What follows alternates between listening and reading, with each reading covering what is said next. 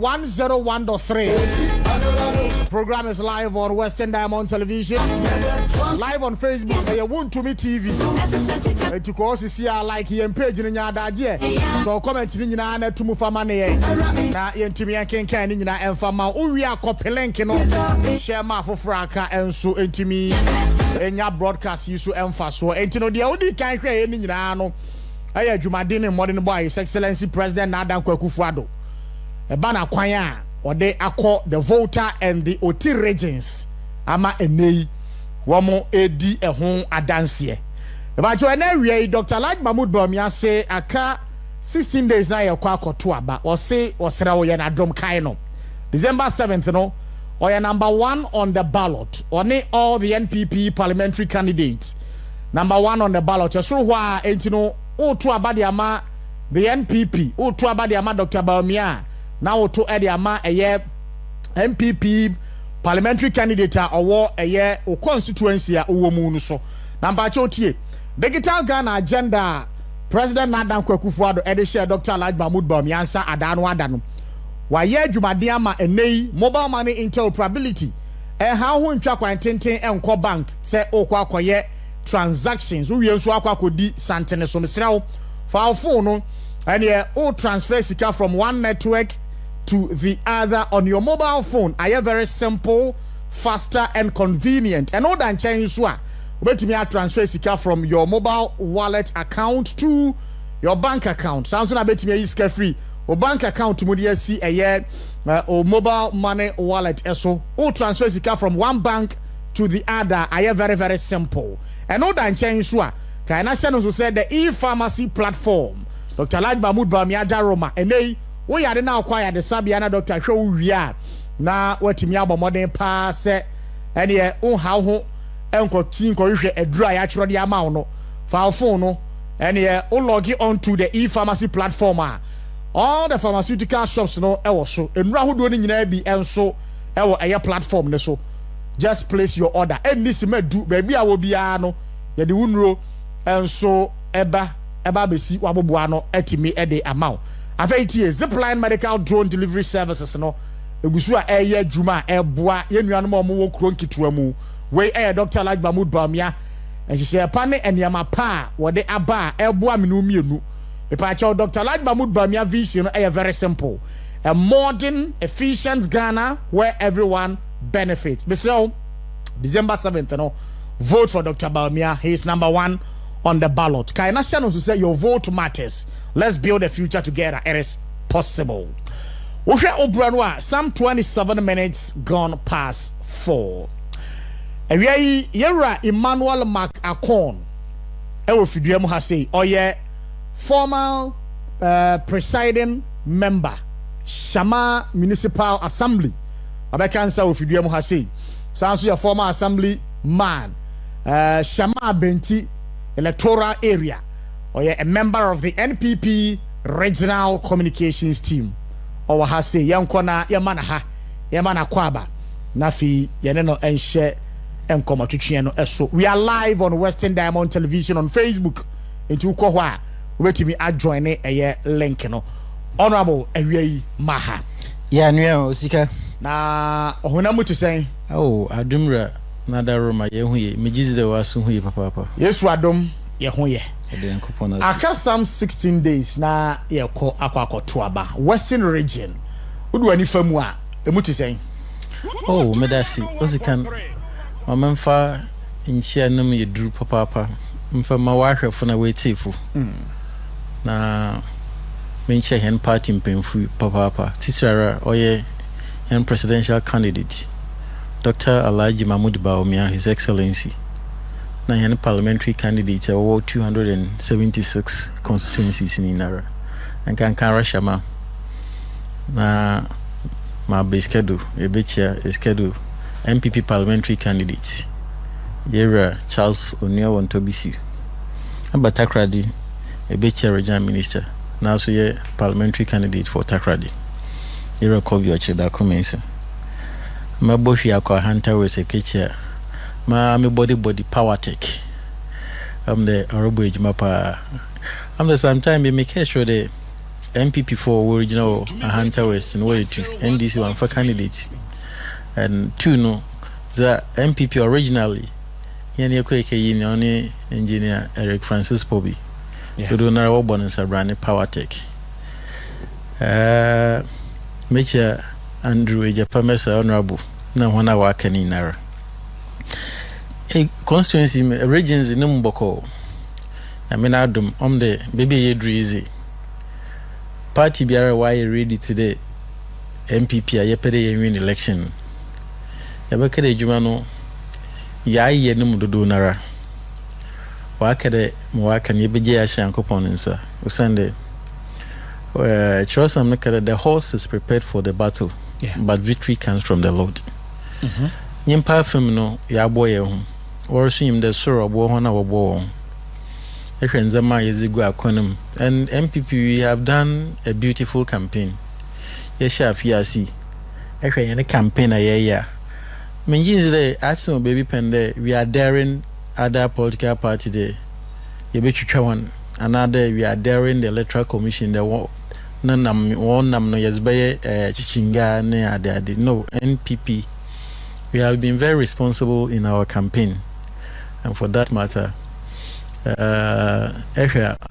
voters no floating voters no before we to aban wahwe the means in account party na original wo mu henze na woye noble wo mu henze na the obana kaka bensam basa one for hunjim.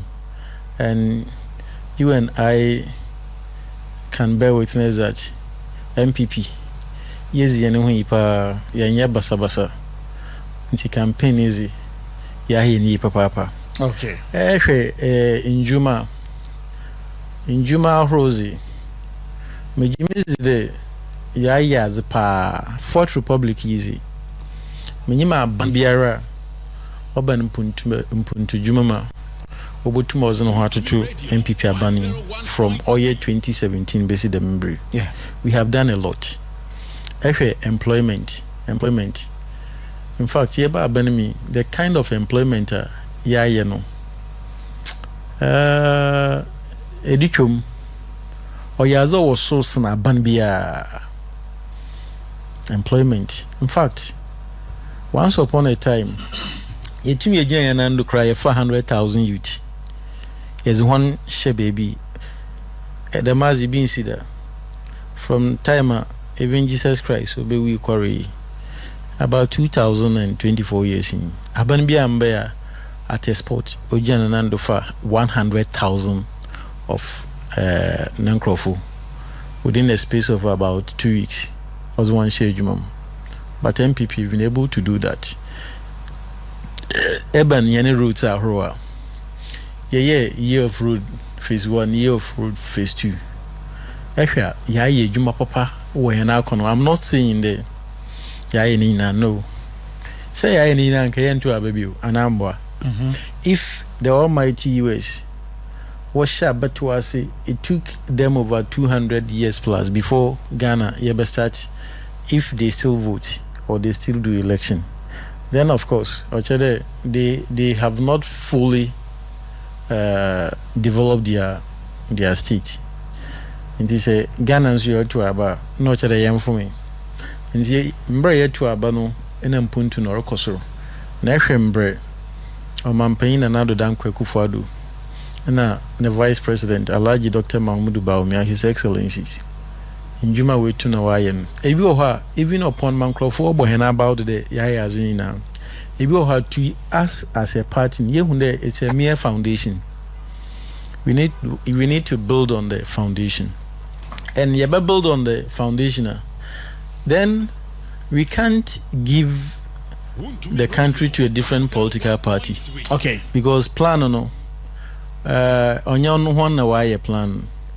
Obi oye na plan no ono onyim kwana obafada obotutu ne you know region mu de mu ye kama bibia da din ya region ekoso e wo region bibia the din, and we are increasing the parliamentary seat in the region. The last week na menye director wa ha, and na America there a constituency like Prisia Huni Valley. In fact, it is the biggest constituency in terms of population in Western region, and it is the fifth biggest population in Ghana. So I had the population in Swan, and within a space of about 1 hour, yet to be 6 and by 7 o'clock, you bet now. Yeah, more figures which the MPP have taken back the seat. And Crofono, who the mistake been away. And you see, young Kayan Asami, and Brian Yerkun, Yazreji, Ghana, Dachemba, 1 year, Metre Galamse, Patino, and one another will say, and in as year Bohomban. The member NDC for so one number catcher on there. Hey, 1 to cheer him, 1 to cheer one. What to cheer him? Woba the Mensu Samono. Now the understanding is the radical approach yes fighting and the As3m and they introduce people for community mining.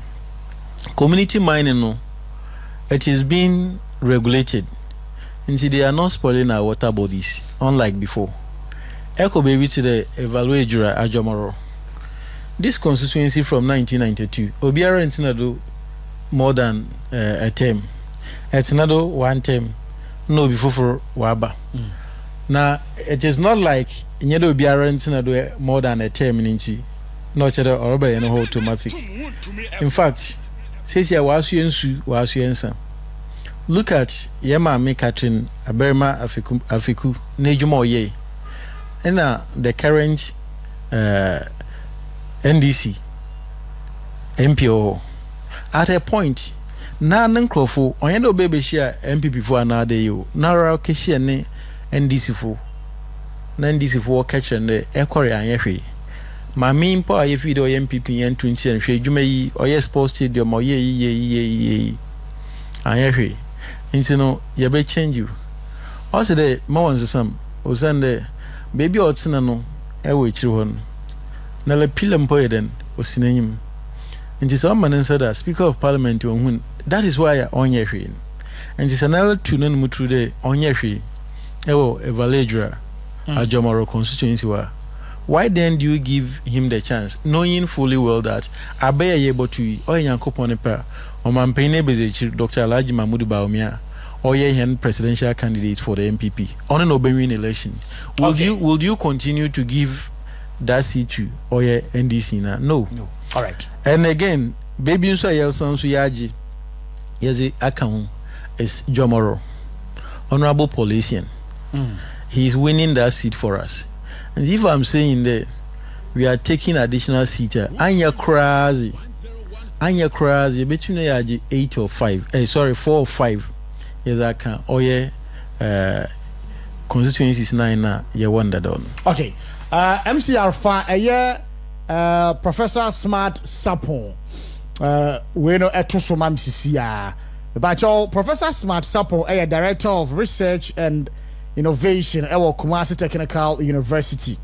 Now, or the no, we've never done that. I'm just surprised that we're having this. Mekano for Professor Smart Sapon, who wins elections 2024. We know to mame. Yeah.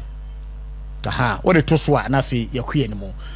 Eti Professor Smart Sapon and or your research pa me da say. Yeah, this is what I was calling for. A ban researcher abusia and research bia wa ye bia no say ye koto abana results ne ba is in line with research worker what they buy bontino and clearly for the able to move for 2024 elections and a was screen so no it national outlook 4 weeks to election 2024. Who wins elections 2024? Evidence from science and data. Overall predicted performance. And scenario 1. Voter turnout 81.4. That is 2024 estimated turnout. I say population on the voter roll over 18 million. Sample size of this research work 99,355. Akakana or clock 1 million. Number of communities 4,272. Research design 51st perspective. I don't know say ASR we no check kakra. Anyway, afei tie regions ni nyina no 275 constituencies ni nyina no okoye mu adwuma ena watimi di we aba. His Excellency Dr. Alhaji Mahmoud Bawumia, New Patriotic Party flag bearer, based on a year researcher Prof Smart Sapon you know 49.1%. Research in a place Dr. Alhaji Mahmoud Bawumia at 49.1%. A place former President John Dramani Mahama at 45.8%. Cheddar 2.2%. Alan Chematin 1.2%. The other candidates 1.7%. And no than Chainsuwa projected parliamentary results. NPP say enaya kotoa ba party no ebenya 128 parliamentary seats. Likely MPP seats are 41. NDC enaya to aba 92 seats in parliament. Likely NDC seats are 15. Enti yekambo mu a yebehunu dodo a obia nso enya ewo ho. Wey aye near Prof Smart Sapon e de abetum. Me say wo de follow no. Last election data wo de baye, predictions are de baye, opinion polls or de baye, research or de baye no. Number of votes percentage wise sa pepe be bu wa na kitikiti a point difference ena ewumu. Honorable Emmanuel Makakon dear Prof Smart Sapon e de abebomu nie na ebedi hu komo. Me am boss chairman won to me the Ashanti regional chairman New Patriotic Party wachoro eye ensem kakra de afa research work here Prof Smart Sapon dia bay, and I'm quoting him or saying, I call on all loyal patriots of the NPP to rise and intensify our efforts. The data presented by Professor Smart Sapon, Director of Research and Innovation at Kumasi Technical University, clearly shows a path to victory, but it requires our collective action. We must secure a first round win for Dr. Bawumia and the NPP. A victory for Bawumia is a victory for Ghana. It means safeguarding vital initiatives like Free SHS, which has transformed countless lives across the country. Prof. Sapon's research, backed by rigorous data from the 276 constituencies, is a testament to the effort we have made or we've put in so far. His agency's findings emphasize that this election can be won outright if we give it our all. With God, it is possible. I commend every patriot who has contributed to the cause so far. But now is the time to push even harder. Together, let's secure the future of Ghana with a decisive first round victory for the NPP. Let's get up and do more. Hashtag Victory 2024. Hashtag I'm for Bawumia. Hashtag vote number 1. Hashtag bold solutions for our future. Hashtag it is possible together. Unquote. Yera Bernard Enchi Boesiakon, the Ashanti governor, chairman, Wuntumi, NPP, Ashanti regional chairman. Honorable. Osika. Prof Smart Sapon. No dia betumuni. Ejuma waye no. Oye ejuma sum. Prof Sapon waye ejuma sum pa na mobona about. In fact, my first time I missing how to do research was when I was at the training college. Okay. Then me call university first degrees watch them how to do a research. Now in every research there's something we call sample size. ka sample size mo train there nyimpa dodo a won hear them research no another other research on afa fraction bi na zi gina ho na za kire adwena oda dodo ni na hone tirim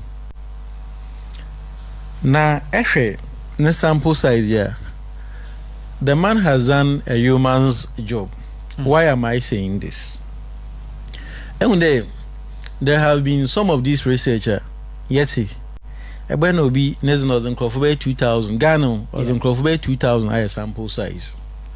Ebe na ebia constituencies waiting for constituencies 23 not that in sample size. But this one ma omejuma no oye nejuma oye no oye so refreshing for the fans work and then oye home on de otumi opiki oye ne sample size from all the 276 constituencies. That's right. This means that the man is a serious man. 276 constituencies and he was able to touch every constituency. Again, oye ne sample size no. The number is not 2,000 as we see in the case of some of the researchers. The number is not 5,000 or 10,000. The number is 99,355. That's right. Kudos to him. Yeah.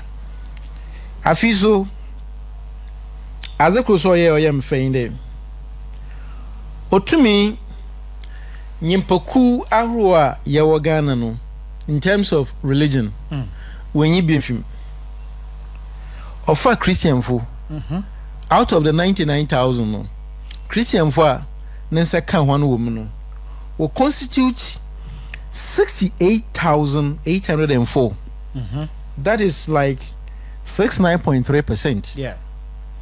Then Muslims 24,512 which also constitute 24.7%. That's right. Then others Ghana's yakan sumahroa that akasebi na yenyim Christians and Muslims. So you can put the rest together and see others no it was 6,039 which also constitutes 6.1%, making the total of 100%. And you know, one kade, this is a point of interest. One kade As3m MPP for one presidential candidate, or a Muslims.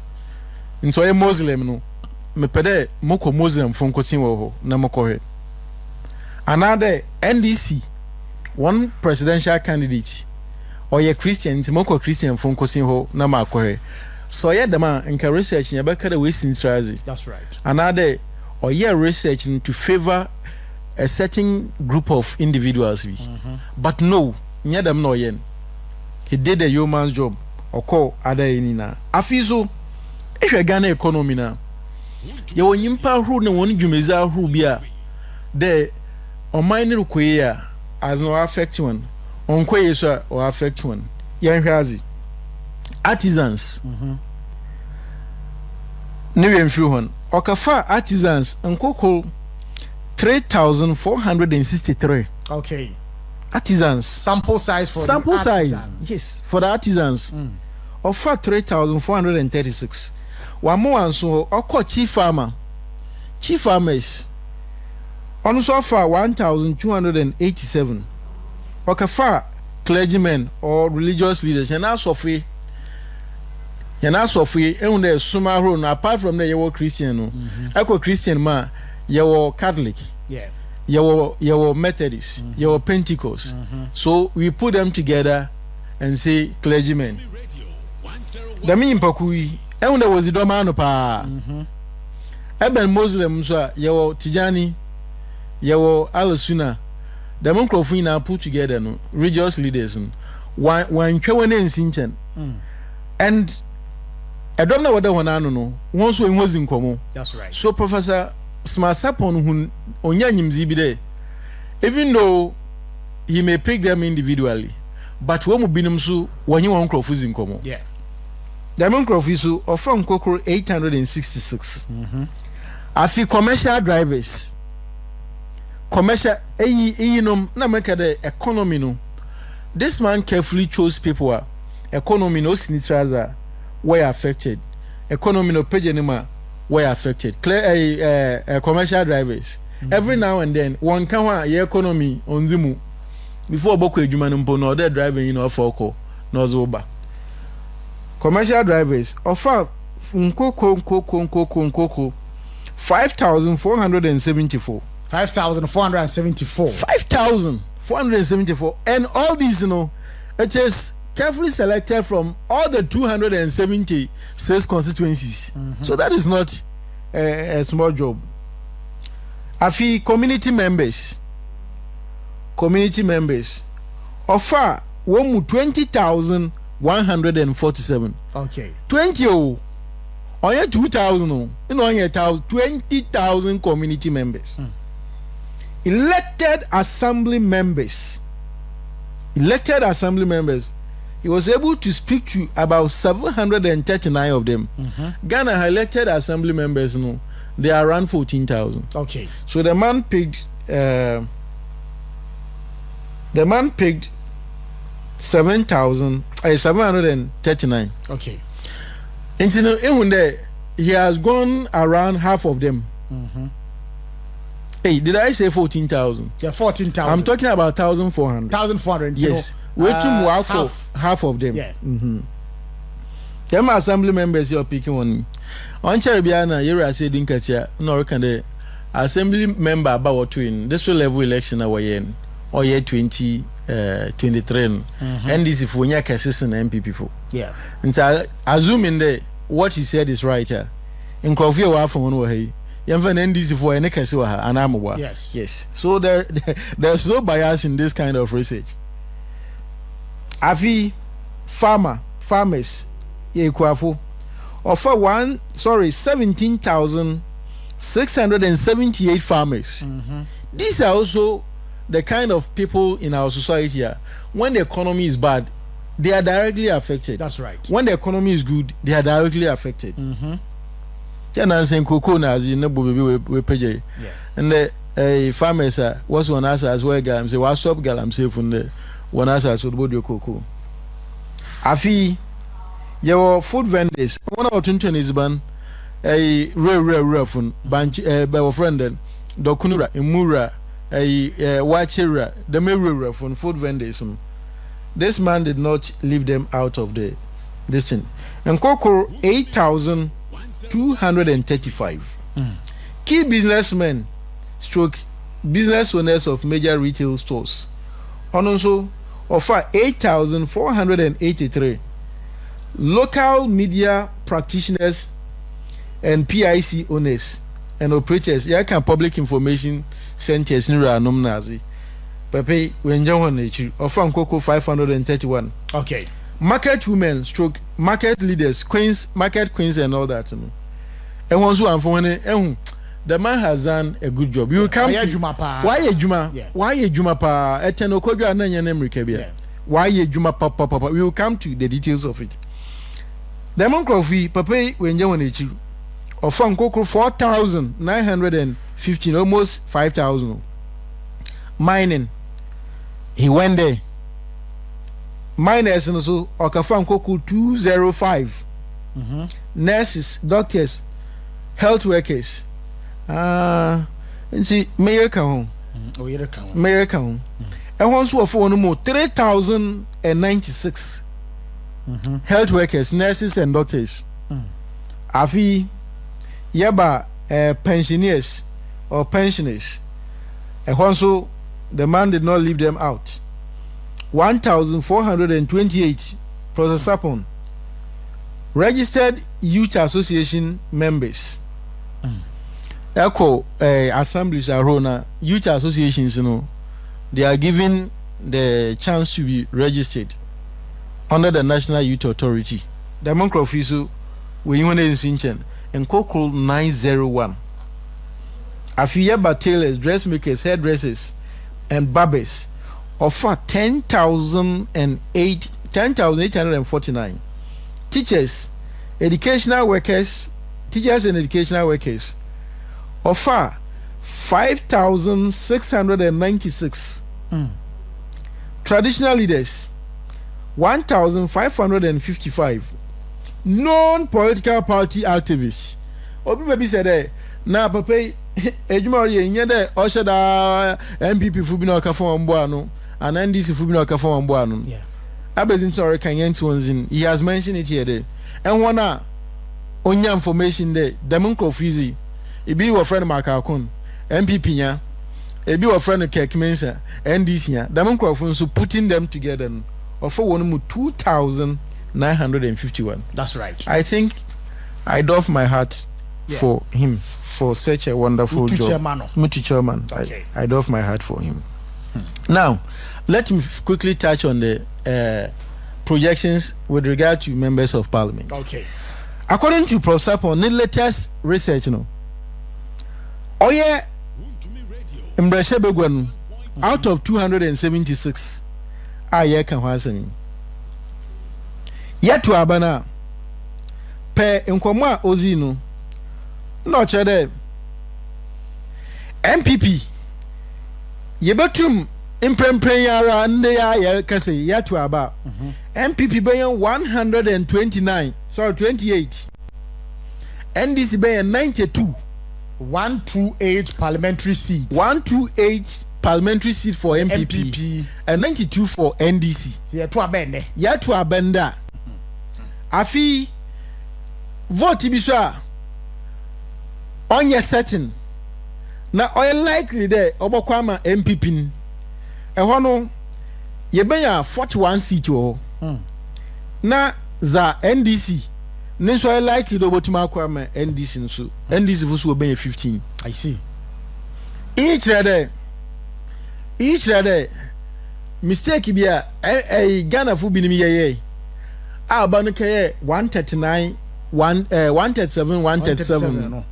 This time round Dr. Mahmoud Bawumia, His Excellency, he will rule this country with a clear majority. Okay. A council bro is a terrorist parables, all things being equal. Dr. Alhaji Mahmoud Bawumia, he will rule this country with a clear majority. Say ye yendama okasembi also there in fact ozafutu kakra ozebe also take home presidential bullet number 5 okay. Also if all sleeping party agent the man say no him pa if all sleeping party if agents all sleeping party agents and supporters should arise and get involved, there can be a one-touch victory. There can be a one-touch victory for the nation, victory, and spare the nation the stress of organizing a second round of elections. Good. Since ya manzama kono, Bibia trade MPP is winning. Urban parliamentary seat 2008 year to Urban SMBC. First round, Yeri Akufo-Addo onya 49.77%. At the time onya 49.77%. Professor Mills, the late Professor Mills, may he so rest in peace, onya 44%. But parliamentary no, and this is funya majority. And Zimbabwe Koran often, even MPP funa mpo yesterday once NDC when majority MPs or trade say yema kwanma president candidate Akufo-Addo at the time or be a president mpo no ho bechirin nti MPP funa decided they are not voting during the second round or let us go and add up to Posemo's votes nti 49 no yakoto abanama echi President Mills or the difference of 20,000 on time. Yeah. No, the busy president. Now the signs are clear. It been a map Western region. Western region you 9 seats. This 9 seats, you know, you be retaining now. We are winning Shama, Esikado. We are winning Sekendi, Takrade, Kwesimintim, Efia. We are winning Ahanta West. yɛbɛkɔ convene what do you call it takwa yɛwie ndam no we are picking Prisia Evaluate we are picking Jomoro and it is also likely the three Amenfi constituency we are picking 2 it is likely we are picking this time we are picking Wasais yes I can nti young boy and home wasn't crowd the election in me there will be either 4 or 5 additional seats for the new patriotic party in the western region here. I see. What is this telling us? This is telling us that Ghana for I ready there was a man paying neighbors Dr. Mahmoud Baumia or Yan Frake no reason anymore. Because when you put the two together, says Dr. Mahmoud Baumia, you know, Nazi or ye in Kano man paying Mahamas Nijinaha. Dr. Mahmoud Baumia no or you know her or a symbol of light and Oye, yen former president is a symbol of darkness. Darkness in the sense that adrenesi modo ye bia no why ye. Oman that you're respecting. He's a statesman. Why na filmzi? Nyimpe be ye bi. Wamba mbe ni nara. Nti kakra why no Ghana fu wasi wadanasi. So open biwa nka 2016 wa man chance. So open biwa nka 2020 wa man chance. Nti once a 2016 one farmer 2021 farmer NDC fu nchode wotum na was in Pafufroba. That man has a new candidate abi. Nchawon so was in Pafufroba. Church say me adom Dr. Mahmoud Baumia botwe TSV. Na da me Pafufro na nka no hajim. Obodu ho na Ghana fi osuban bi wa abre. Na yintum nkada wa abre because obre wa abre we be from assemblyman. Our position in Ghana ha pepe onzibi we be in fact ne history portrait there even Tamasco cry no ozi school prefect o in school post we be local governance assemblyman we deputy minister deputy communication minister wabe communication minister wabe our friend then vice president why acting president wabe president if he wasn't na me them positions here why to gunefi why a candidate okay. That is the way to go. Okay. You know, even though my Prof. Upon I know on the MPP we are going to sleep, we are still going to do hard work. We are burning the midnight candle. We are leaving no stone unturned. Until there, electoral commission will declare him as winner, of which I am very, very optimistic about. The mena abandoned on the Oboko. We are not sleeping. I see. Yanyina the chairman want to me a kind so I say maybe I drew no. As I say the party folks and I feel the sympathizers should intensify the house to house, door to door campaigning. And praying Prof Smart Sapon projections no at the year Dr. Alhaji Mahmoud Baumia at 49.1%. Says Pepe. Yes. Okay. And or the year former President John Dramani Mahama and so at a year 45.8%. No beyan. No beyan no. Okay. And for a first round and okay for a one-touch victory for Dr. Alhaji Mahmoud Baumia, we need about 1%. 1%. Yes. 1%. Yes, and we also have undecided. And okay. Get us actually Prosper Sapon na actually not even undecided. And when one quarter about voting turnout or 81%. Yeah. 81%, you know.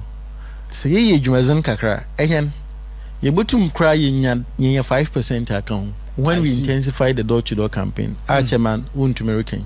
See tum na and Professor Smart Sapon so can be, and it is almost equal to what chairman won't to me said. The honestly, if all sleeping party agents and supporters will get involved in the campaign, 2020, yen Lacoste no, run to get involved. Yeah, and I think yeah, we need to get involved at this crucial time.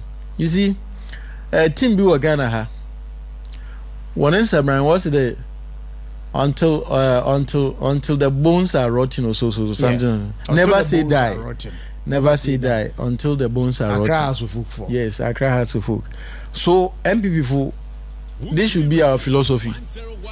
At this time, we are not resting until the chairperson or the returning officer of presidential elections in Ghana, which is in the person of Yemami Jean Mensah, Obaba, will be declared the Ampa Dr. Mahmoud Baumia. Nobody should rest. I see. We need to get involved. We need to leave no stone unturned. We need to burn the midnight candle so that together we can all celebrate the victory. Very well. Honorable Emmanuel Makakon and a former presiding member Shama Municipal Assembly, a member of the NPP Regional Communications Team. Your brother is only 4 minutes gone past 5. And remember, I'm here a year. Miami offer Sikawo Bush. Miami offer Sikawo Bush. We are in the common say, Mammy Samira Baumia was Ashanti Regentino or normal or Kamomo Cotton home. My friend was in many other pauska or for many other pa. Etino, Sikawo Bush. Sikam Peridi. Etino Miami offer Sikawo Bush.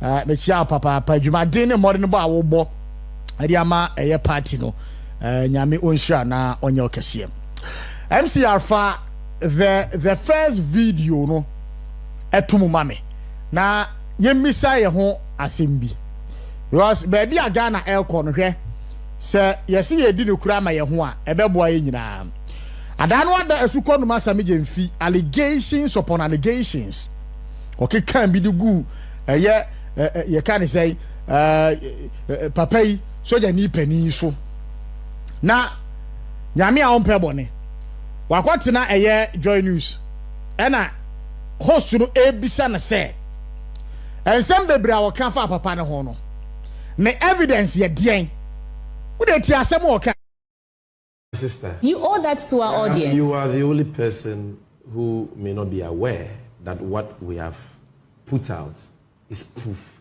in and of itself. Just a press statement? You may be the only person who is not scandalized and appalled by the NPP. No, we've never done that. I'm just surprised that we're having this whole conversation. We spent more than 20 minutes on this conversation, and you haven't yet proven one thing to say that because of this is why we say that this man is going to rig elections. And besides that, you're only saying that because of his track record. If somebody chews crab and says you chew calabash, you should believe him.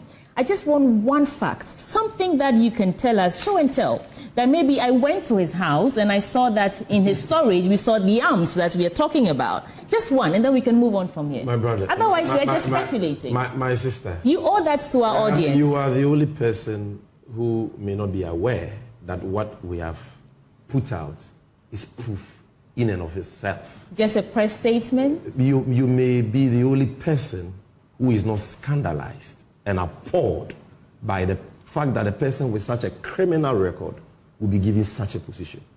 But for me, from the feedback we have received, even from the military, and here let me salute all our noble men and women in uniform who are working diligently to protect us. The feedback has been overwhelming. They are excited that the cover of this miscreant has been blown. They are excited that the issues have been laid bare in the media space and in the public space. So you are entitled to your opinion, and we are also entitled to our opinion. But for us as a political party, we are with the NPP. No, we've never done that. I'm just surprised that we're having this whole conversation. We spent more than 20 minutes on this conversation, and you haven't yet proven one thing to say that because of this is why we say that this man is going to rig elections. And besides that, you're only saying that because of his track record. If somebody chews crab and says you chew calabash, you should believe him. I just want one fact, something that you can tell us, show and tell, that maybe I went to his house and I saw that in his storage we saw the arms that we are talking about. Just one, and then we can move on from here. My brother. Otherwise, we are just speculating. My sister. You owe that to our audience. You are the only person who may not be aware that what we have put out is proof in and of itself. Just a press statement? You may be the only person who is not scandalized and appalled by the fact that a person with such a criminal record will be given such a position. But for me, from the feedback we have received, even from the military, and here let me salute all our noble men and women in uniform who are working diligently to protect us. The feedback has been overwhelming. They are excited that the cover of this miscreant has been blown. They are excited that the issues have been laid bare in the media space and in the public space. So you are entitled to your opinion, and we are also entitled to our opinion. But for us as a political party, we are with the NPP. No, we've never done that. I'm just surprised that we're having this whole conversation. We spent more than 20 minutes on this conversation, and you haven't yet proven one thing to say that because of this is why we say that this man is going to rig elections. And besides that, you're only saying that because of his track record. If somebody chews crab and says you chew calabash, you should believe him. I just want one fact, something that you can tell us, show and tell, that maybe I went to his house and I saw that in his storage we saw the arms that we are talking about. Just one, and then we can move on from here. My brother. Otherwise, we are just speculating. My sister. You owe that to our audience. You are the only person who may not be aware that what we have put out is proof in and of itself. Just a press statement? You may be the only person who is not scandalized and appalled by the fact that a person with such a criminal record will be given such a position. But for me, from the feedback we have received, even from the military, and here let me salute all our noble men and women in uniform who are working diligently to protect us. The feedback has been overwhelming. They are excited that the cover of this miscreant has been blown. They are excited that the issues have been laid bare in the media space and in the public space. So you are entitled to your opinion, and we are also entitled to our opinion. But for us as a political party, NDC for binomo hunede ejumori ye. But the irony of the whole thing is that anytime he speaks, he reduces the votes of NDC. Anytime Sami Jemfi speaks, he reduces the votes of NDC. In Zihan MPP Fuzi Oyemahen, Sami Jemfi onkodo no onkasa dama. Enyim bibia. This is the Sami Jemfi 2020 elections. Obakande soja for Ghana ina no. And one lifespan in the military job is coterminous with that of Nanado Dankwa Akufo-Addo. Look at him. Make sure you know. No day, the soldiers, the military men in our country, they send this win. Na President Nanado Rukufia. What will be used soldier for Ghana in our easy? Yeah. Na damasemi soldier in Ben oye NDC nyimpa. Ekeka damasemi obotu amo. Ombotu abon for more. Nasana adwena wutim. Bible calls him because out of abundance of the heart, the mouth speaketh. Yeah. Nti sana adwena owo NDC fo ntrim. Ana offer soldier for hun. Ona Sami Jemfi bebe ken 2020. And so American day soldier for Ghana no true brigadier why waka ho aboma wo be wi abem. Nti o chede you are trying to create enmity as it can be as ever naza aboto. But the truth is that Sami Jemfi, apart from the Oyabo Frabano, I'm the politics on him. It's not about big English. No, it's not about big English. Politics, you must grow through the mill. And I'm sometimes disappointed in the NDC in the sense that one of the portfolios NDC for Warave was the Nizimapa Akronye Oye the communication department. Akronye the communication department. Okay. Tenokobia in America. The timer Yera Oye the current secretary, NDC secretary, Fifi Avekoti. The time Oye one national propaganda secretary. Did you see the word? Though he lied, but on the line, you know, on fan then when you dare somebody, he does his worst. That's right. Samitina hai Osika, me ready there, Abia Mabokun studio ha. But me Johanna catch him there. Me pay has a Bob Bomasum to I will tell you that Bomasum. That's right. Jamina Sami Jemfi, already NDC for papa. He is a parasite. Already NDC for one a or no moja or no moja papa. Pen sama okay. And sometimes I don't blame the NDC and their Sami Jemfi. I blame with the NPP. You know why? Shambra 2020, you could waste your time or court. There, even before you book a court, you know, there were a group of NDC MPs led by Sam George, Honorable Sam George, Honorable Harry Nedrusu, Honorable Kuzo Tua Blakwa, Francis Xavier Sesu. This group, Wamaya and Ghana, what's the Yamami Jane Mensa? William Abba one when we know, Mamina Chinchim one answer. No, why Nanado. Now, Waka Court in the star witness. What presenting no, that is Yera Johnson as said in Katia. Do you know what he told the court? He told the court that, my lords, I don't have the figures. Look at that. On him figures no. Contrary to Dr. Mahmoud Bao Meye wo ballot friend witness box in him 2012 election petition. Look at the job Dr. Mahmoud Bao Meye did.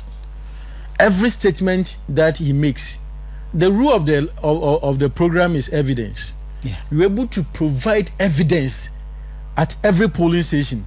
Biara, yes, IT, including Shama, Dunko, a polling station that we call child welfare. Go and look at electoral commission. Friend, out of 270 voter MPP Fuyenyeno, it was recorded 27-0. And the present candidate Senado at the time, he vote 243. And this your friend and electoral commission mistakenly what so was a car John Mahamano, and you were able to show it. Today I'm comfortably to sit in the media space to say it. But you, I said in Kasia, honorable, you had the opportunity, the star witness. Then you tell the court that you don't have the figure. So what did you go to the court to do? Judge na one polling station, justice na one polling station, presiding justice or the chief justice not one polling station. You don't have the figures. In him zosi one. Were you expecting the man to conjure magic? Now, Mama Mizi MPP for here on at the time, Yera Johnson has said in Kasia, Orbefi or your general secretary role. No abapir or national chairmanship no. He met a group of party people NDC for name people funyo. In no catch on the massa about 2020 aban yenwino. Or for some of your chairman or yen matric win. And he was recorded by NDC person. And this thing went viral. Nemuna Yera said in Katia onya akonya ne de ruboya no okope or your Peace FM. Then Kwame Sefakan, the host, he played the audio. Otwo, I had to be our friend. He was there. In a year, Sefakan, Obo, audio nichen. Otse ya no be general. Is this your voice? Oh yes, this is my voice. I high my role someday. In Choji Tumde, son and voice. All kind there. We win 2020 election. We win. No mom. Why they were cockroach? The same thing. Kofi, your friend and. Kweku Aindo 2016 no so and the fan no us NDC for one Kasha White we are in comfortable lead. That means no as a party we should have taken them on. Say to me yedama nchonyoni bi Yera Sami Jemfi nala what's he say intum nyim wo brabo a ehu mfantifo ebu baby there say nyim wo brabo a de bia wusu inde wona sama nba fa onko say intum mbobra issue the one saman bafonko. But elections, remember, mamisi form. Okay. Elections are won at the polling station. And in the mid 21st century, a political party operate win election at one figure in town order. Are they telling us, Sami Jemfi and Co, are they telling us that Abe about you one agents and they will go to polling stations and sleep? And you want to the former president was one corner mad in poor friend. Attire. The ma attire and poor cheddar one ma wonder. Now in the midst of Wabonum the Mazina, one conquer. Then in an unwarranted sense of businessman pride, you hear the likes of Sami Jemfi saying that Soldier for what plan there will be MPP. Soldier for what is their role in this election? What role in this election only then? They can't even temper the ballot papers. How are they going to do that? Echo electioner, the person with the final authority there is the presiding officer. That's right. In the polling station. In the polling station, the presiding officer is the head of whoever is there. Even President Akufo-Addo cry kwa kotu aba. Obeji permission if you presiding officer one. Yeah. And in tumna nkodamara enke name na nkede amizim yeso ye yinti ebia woman ballot papers 4 5 10 na mkonkotu. That is not the law. And Sami Jemfi dey ncho dey yachin ye izini ginambra na anu ebi no ketina joy news here provide evidence atiti ho. Yes. On bisa provide evidence is there only the hostess no on your bia or can you imagine this? Now one mount a platform when ya be 2 hours. Now can and some hunu Oscar let me elections NDC fu wo bury. Now we are near Bisawa. Honorable me about we are near Bisawa. We are near Bisawa. And some hunu and was a quarter na walk. I a press conference incident. Press conference. Yeah, press conference na na. Mr. Day, one say Mafuti, NDC won't say Mafuti. Sami Jemfi is doing the party more harm than good. The man be worry. Na what we know what to anaba. When him propaganda secretary and the one so ye try another pair. Wabanda ones who offer communication officer. Sami Jemfi, name Fiswama a Jumano. Name Fiswa. For sometimes I sit at my home and watch Joy News File. Now Sami Jemfi meet the likes of Nana Komia. It's a backer teacher in a small boy. It's why Aza Sabio, oh yeah, he's a lawyer. And say a lawyer, one who lawyer wabanda. Lawyer for na no court to win cases. Lawyers for mutia upa. To we lawyer for. Na match the lawyer be cram poko tia bribe the no record in yenti the masemi ni opponent no. On ye lakadastica kakrama on lose them case in often can CV. So it is not every lawyer who wins a case. The fact that you are a lawyer and so what? The game of politics no ebema or then you need to grow in what you go through. Yeah. But you in your first opportunity, even Solomon in cancer. Yeah, second credit Solomon in cancer. When he was a communications director, he was doing better than national propaganda secretary. Yeah. He was doing better than Sami Jemfi. The difference is that the backer Solomon in cancer no grammar yet. But he was doing so well. He did better. Per what I see no. Because anytime Sami Jemfi bakase biano, no wakatso NDC for one vote do. Anytime Sami Jemfi bakase biano wakatso NDC for one vote do. Na me wo mezo ye. Onkwandamara sabi obiara nyi ho twansa odi hye ne buhwe nyi. That's right. No. Nti onkwandamo on provoke nyen revered military no. Okay. No do why you very well. And you know, mama me the next video. And yeah, you might see. Mama me the next video. Sami Jemfi have been exposed. You know, you have found something to na. Mama me the next video. Good. Where are Dr. Anthony Edu, Dr. Tony Edu, a prominent member of the National Democratic.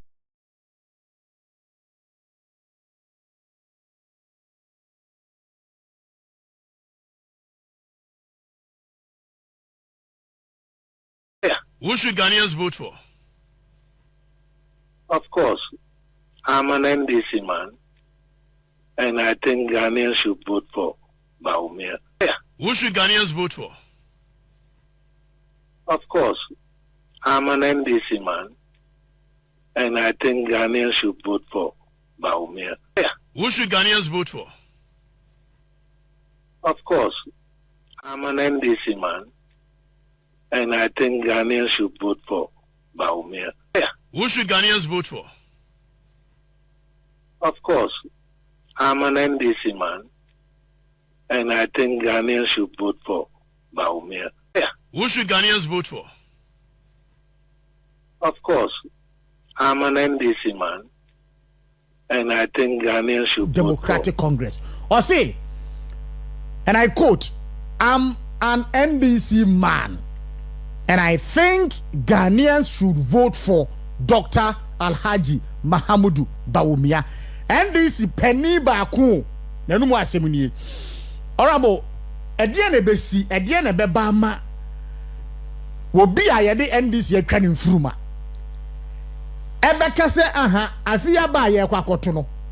Entoma meme party candidate no. Toma the you can say the opposing party ne candidate. Edian ebesi. First of all, some people may think that none enough for me. First of all, some people may think that none enough for me, but on Yanofum. And in Bibia, somewhere in 2020, this same Dr. Toniedu said that also I have stopped attending NDC rallies because NDC as a social democrat party, they do not do social interventions for the country again. Not Saturday or chronicle social interventions MPP for here to talk about NHIS, free SHS, blah blah blah blah blah blah. In fact, Dr. Toniedu Kran or Mamhunde Kufone Metro Mass Transit and transporting. Now so cry social intervention. The way Chichimino, I clap for the man. So me pede say funa hwefo what I say. So be kede Dr. Toniedu nano for me and nano am from Papa no yim zoreka. Moto de bien. Se yankopon so ne kanea nyimpa biara ntum ndum. Yura Mamudu Bawumia. Last week me be me kan wo hade. Oya kwapa no korfo. Se Dr. Bawumia candidate bien akase bien oya Dr. Bawumia no onye Yura Mahama nka no campaign. Yeze nyizi no obu yeze mo hon. Nwe bien na wenya akonya be vice presidential leader. But a chronism ne immediate boss or investigating. Osika, says a chairman won't me bahano or put you or subject you to thorough investigation. In the first place, what does it connote? It is a connotation. Good. It is exactly. It is a clear connotation that once may be in Koye. Yeah. There are a lot of breaches in your modus operandi. Yeah. So therefore, the CEO is subjecting you to thorough investigation. That is what I'm saying now. Is exactly what happened between Oye Yera Mills, Oye president, and the vice at the time, Yera Mahama. President Mills put President Mahama under investigation. On our command to answer, Oye Abodemi.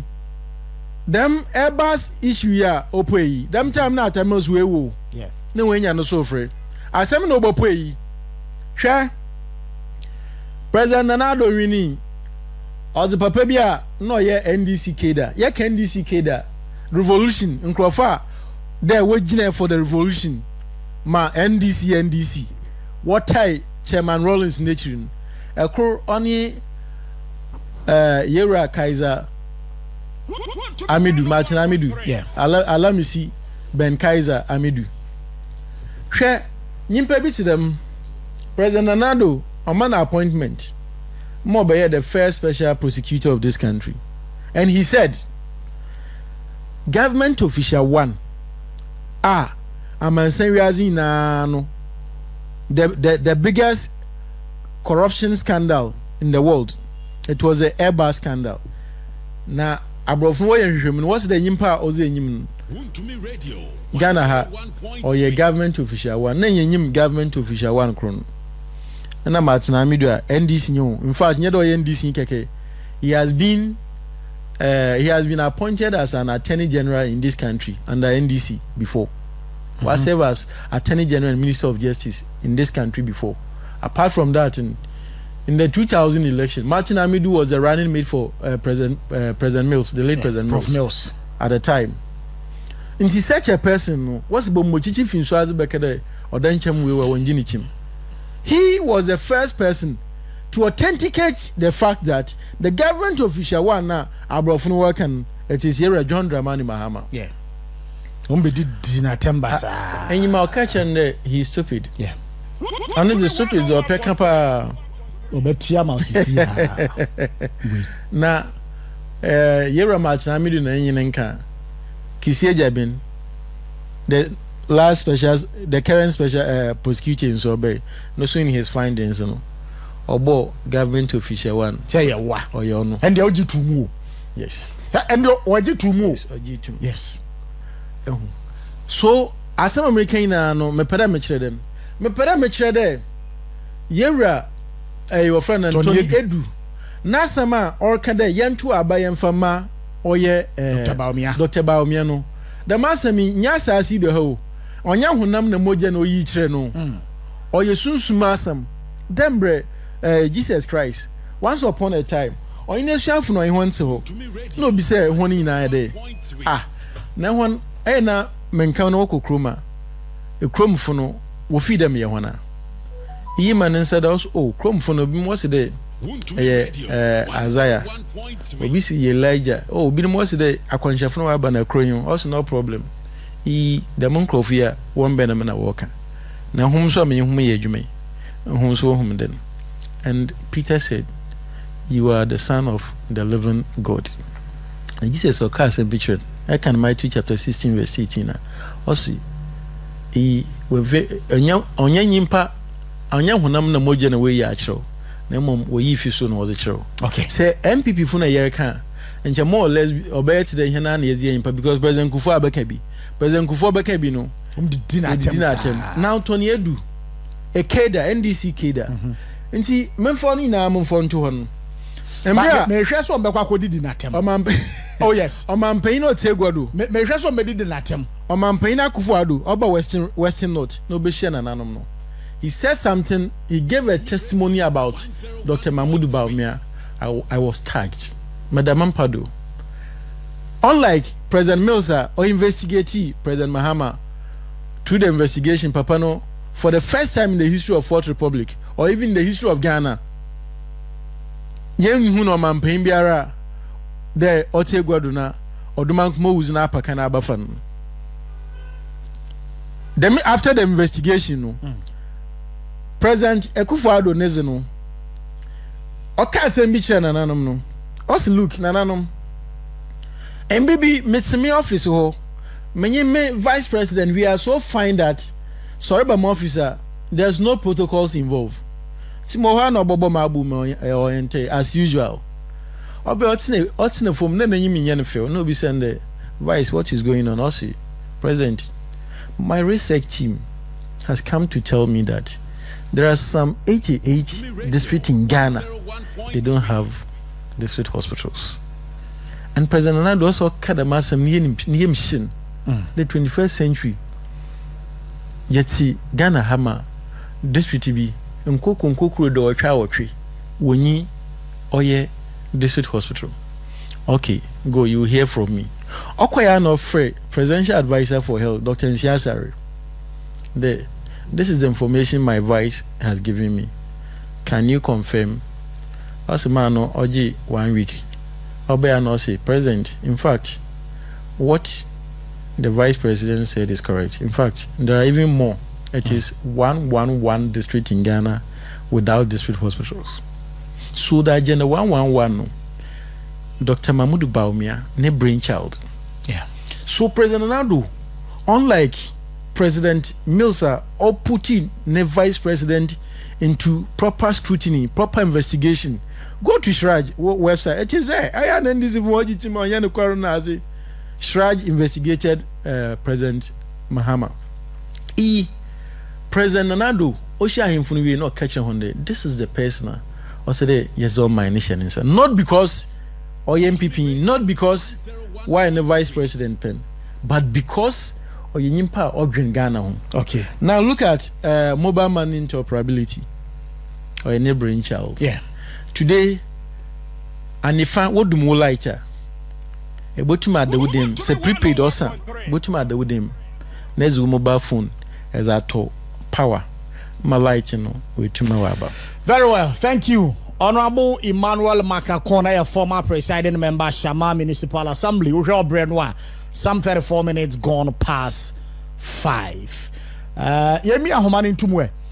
Na yemfa calls na ansa na no mawenchia miaminu ya bema nyameche o takwa aboso nyameche mechiao afei yewra eye dompi motos enchia kese pa enko emfa ema na menchia eye Sofupeni Charles Sarkodie Sofupeni Charles Sarkodie enumere enchia kese pa enko emfa ema 0248071174 phone lines no have been activated. Yes, sir. Offer baswa lower the volume on your radio and TV set.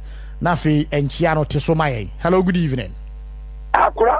Ajati buniye yenti we. Papa mami chia na abrawo. Awo. Na chia na mami na mi chia.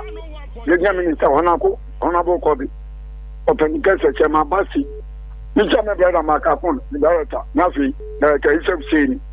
Dino for communicated. Nafi. Honabo kobi akwa.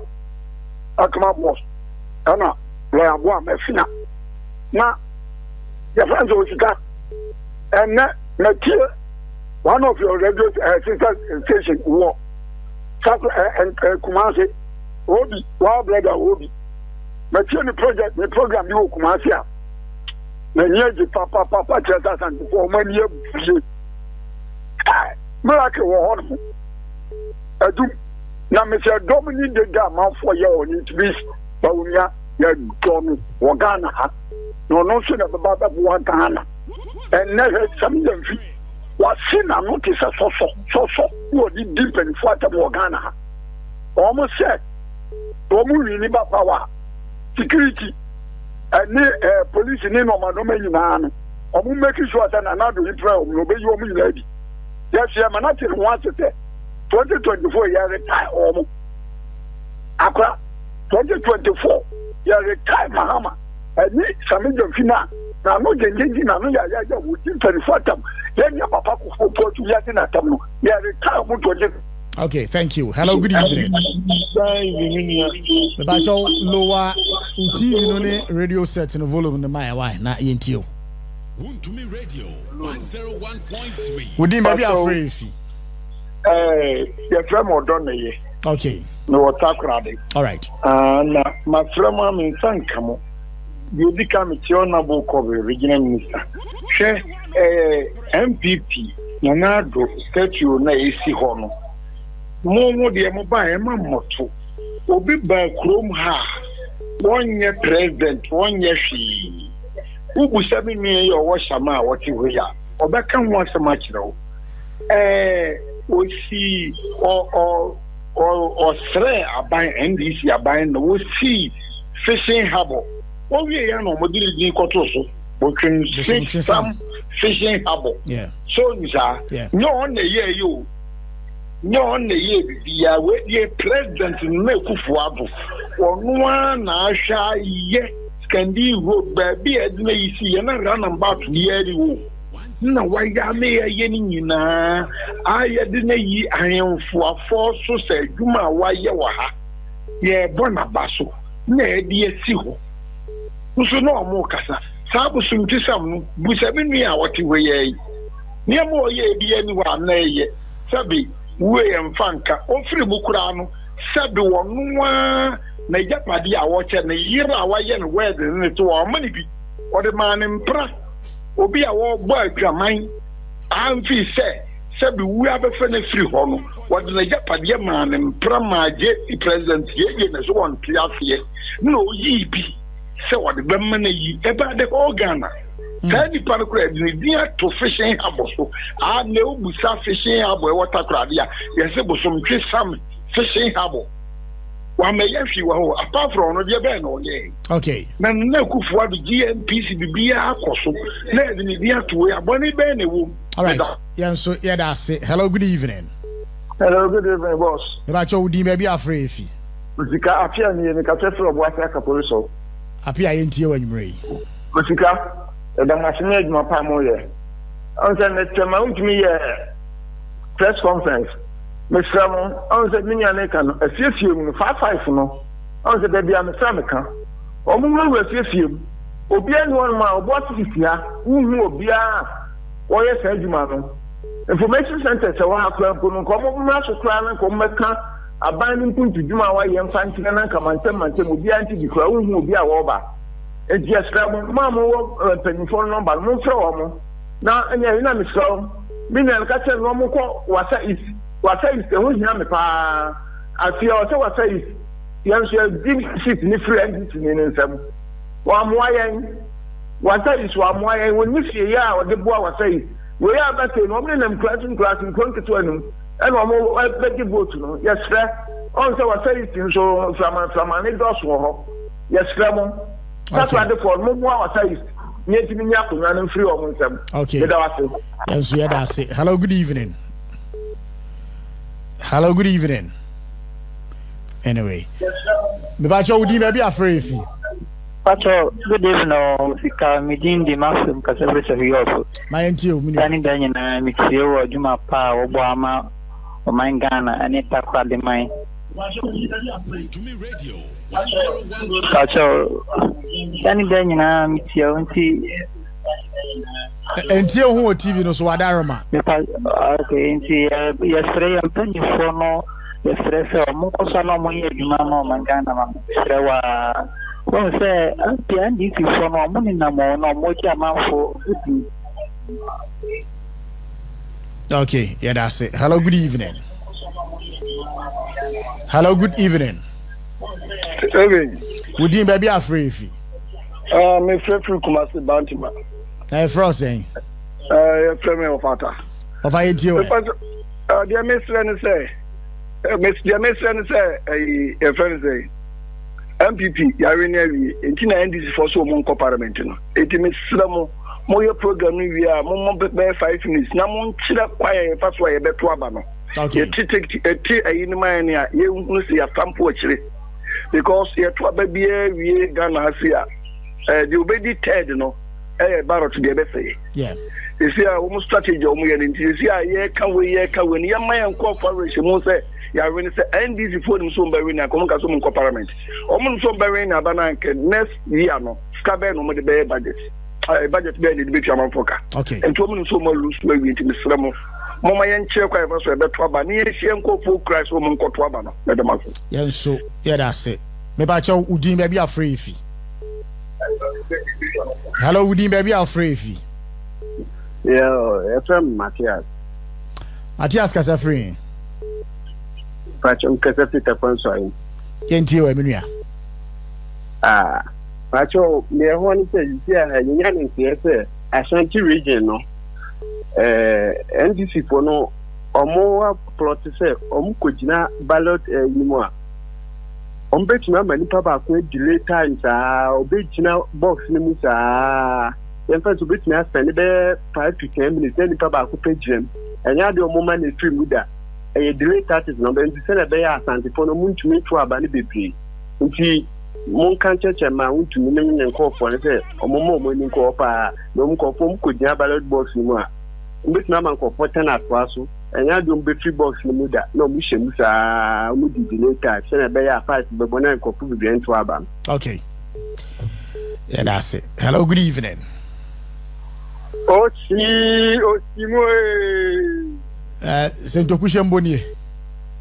No, JY heba. Okay, JY into yo moni adwuma o na mentia honorable na anumredia mentia the Western Regional Minister honorable called Min Right but na mentia am godfather tema de desia eradin kan ho ena empenso a 18 na honorable you could men at work na minia adia NDC for omo ye no ne frega na for nyina so bia for na nintu form che NDC wo mo yesa abo ahuriye emu jampo wo mutimu da ɛna ɔmo bua deɛ nso efiri ɔmo mpanyin so de ba ɔmo nkwalaa so na nti sɛ megya mfinsɛm na ɔkeka ne deɛ yɛdeɛ mesɛ Ghanafoɔ no sɛ yɛto aba wei de ama yɛn daakye the future no ɛne ne hia because ɛkwan yɛ nyame nam adom so ama His Excellency Bawumia ɛne Nana Dankwa Akufo-Addo ahyehyɛ ɔman no abɛduru a Nyankopɔn adom yɛbɛto aba Bawumia so no yɛmpɛ sɛ yɛbɛgye ɔhaw ebi abɛba abɛto yɛn so biem yɛsrɛ ɛyɛ musubɔ ɛsɛ saa aba wei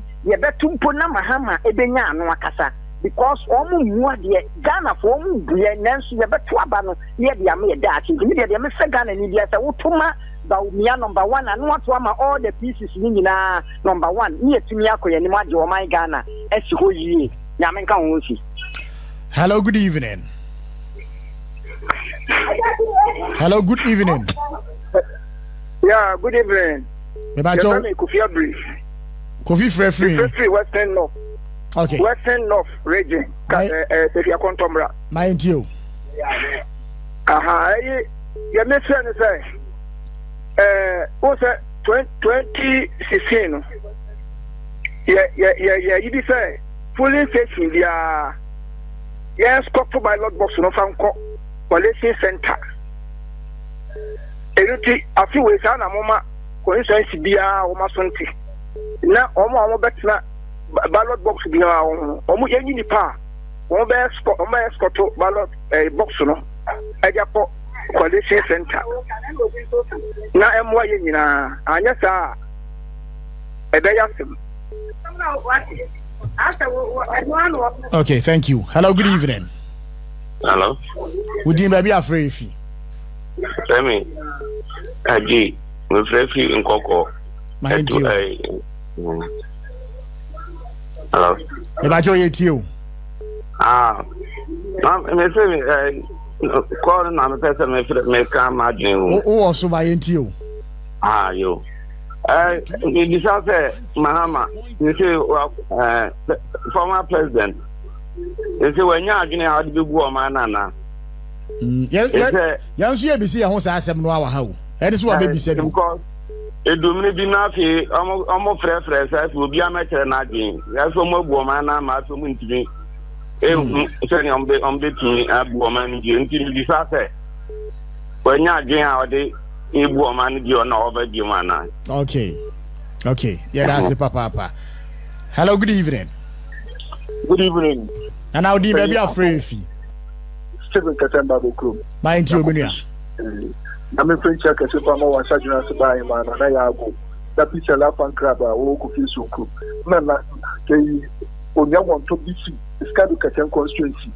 Nakupon Silano. You will do the 2025. January 7th, no, so swearing as parliamentary MP for Scadu Katem constituency.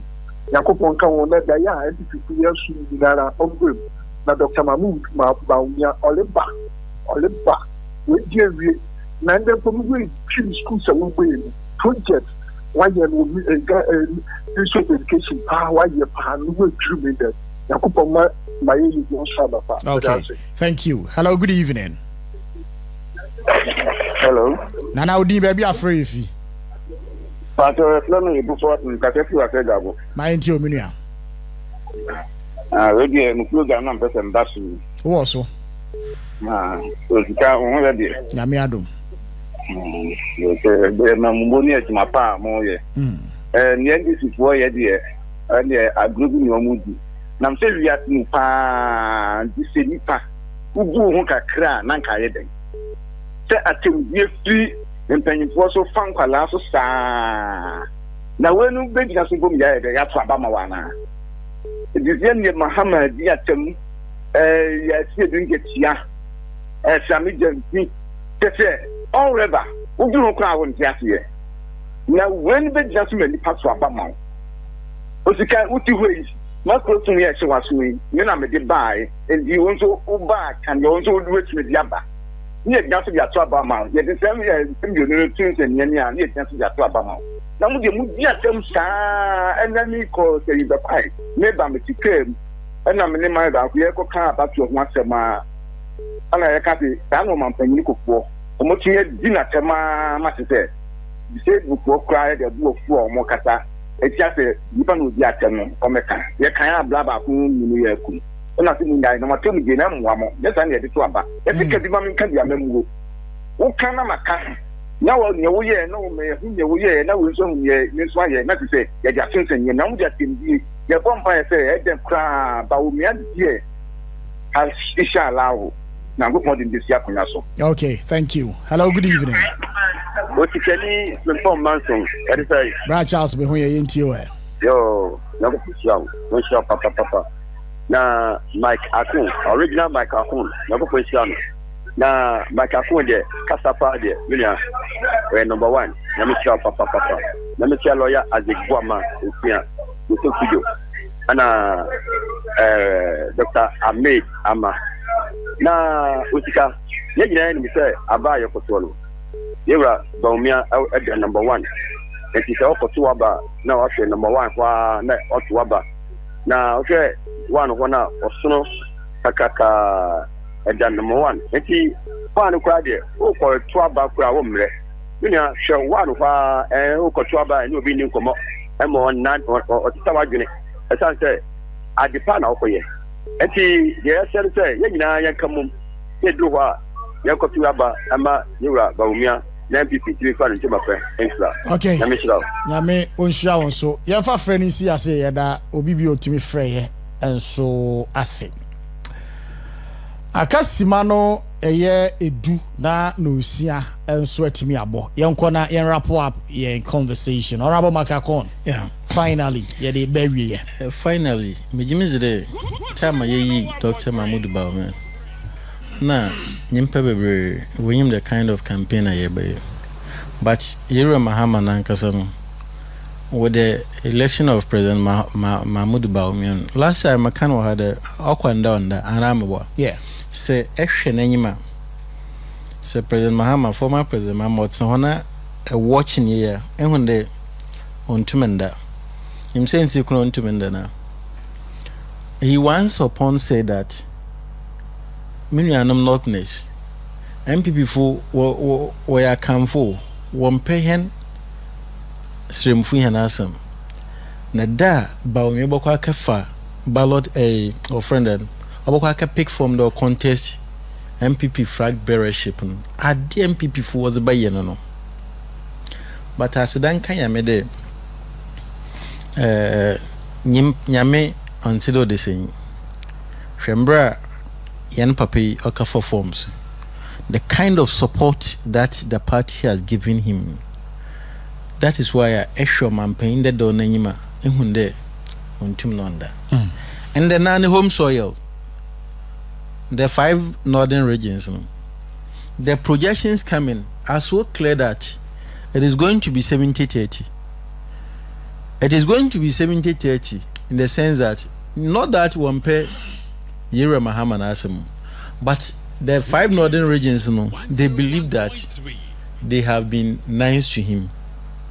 Sabi, I want to far one to Queen Jacro. Yeah. In Zimbra or Mampain, Dado Mahama, or an Abrodon. Or to me, the people of the northern region were born. In this is we do, Yera Alaji Mahmoud Baumia and Sonodu. Okay. Now, on another no more you home point there. Abe Obotui. You don't need a soothsayer to predict that whoever is going to win this election is a Northerner, an Amaba. It is going to be either Dr. Mahmoud Baumia or Padino. But say, Yanfande was Yera Mahama. It will be 4 years, an Amba. Yeah. So it is politically wise for the people of the 5 northern regions to see that Ghana instead of 4 years, you pay 8 years. Okay. So therefore, this explains the reason why Abana Ward in 5 northern regions, Warma MPP Baumia 70%. Okay.